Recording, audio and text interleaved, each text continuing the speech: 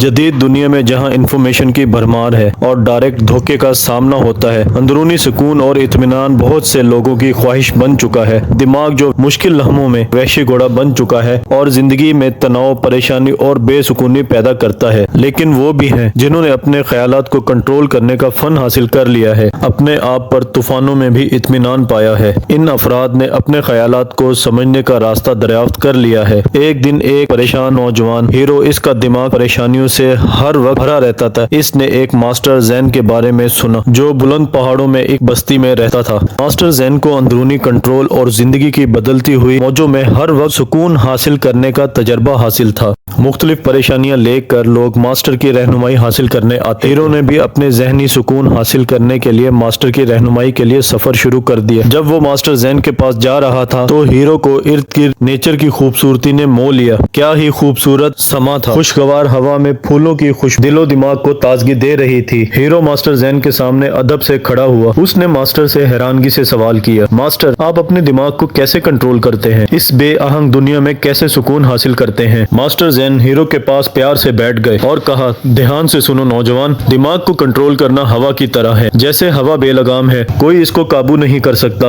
ہوا کسی بھی وقت نامناسب ہو سکتی ہے، اسی طرح ہمارے خیالات بھی ہیں، لیکن تحمل اور پریکٹس سے ہم اس قوت کو قابو کرنا سیکھ سکتے ہیں۔ فرض کرو تمہارے خیالات ان ہواؤں کی طرح ہیں جو اس وقت ہمارے آس پاس موجود ہیں۔ ماسٹر زین نے کہا، کچھ ہوا کے ٹکڑے شدید اور تباہ کن ہو سکتے ہیں جبکہ دوسرے نرم اور تازگی بخش ہو سکتے ہیں۔ ذہن کو کنٹرول کرنے کا راز ان خیالات کو جج کیے بغیر خاموش آبزرور بننا ہے۔ ہیرو ماسٹر کی باتیں سنتا گیا اور بڑے ہی ادب سے پوچھتا ہے، ہم خاموش آبزرور کیسے بن سکتے ہیں؟ میرا ذہن تو لگاتار پریشانی میں ہے۔ ماسٹر زین نے جواب دیا، اپنی سانسوں پر توجہ مرکوز کرو۔ جب آپ سانس لو تو اس پر مکمل فوکس کرو، جب سانس باہر نکالو تو برابر موجود رہو موجودہ لمحے میں۔ اپنی سانسوں کو اپنی جڑیں بنا لو، موجودہ وقت میں لانے کا۔ جیسے ہی آپ کا دماغ بھٹکے، گہری اور آہستہ سانسیں لو۔ ہیرو نے ماسٹر کے پیچھے گہری گہری سانسیں لی۔ ماسٹر نے کہا، اب غور کرو، یہ خیالات آ رہے ہیں اور جا رہے ہیں، بالکل اس ہوا کی طرح جو اس وادی میں گھوم رہی ہے۔ ماسٹر زین نے سمجھایا، کچھ خیالات طوفانی ہو سکتے ہیں اور کچھ خیالات سکون دینے والے۔ کامیابی اسی میں ہے کہ ان خیالات کے ساتھ نہیں چپک جانا بلکہ ان کو ان ہواؤں کی طرح جانے دینا۔ ماسٹر زین نے کہا،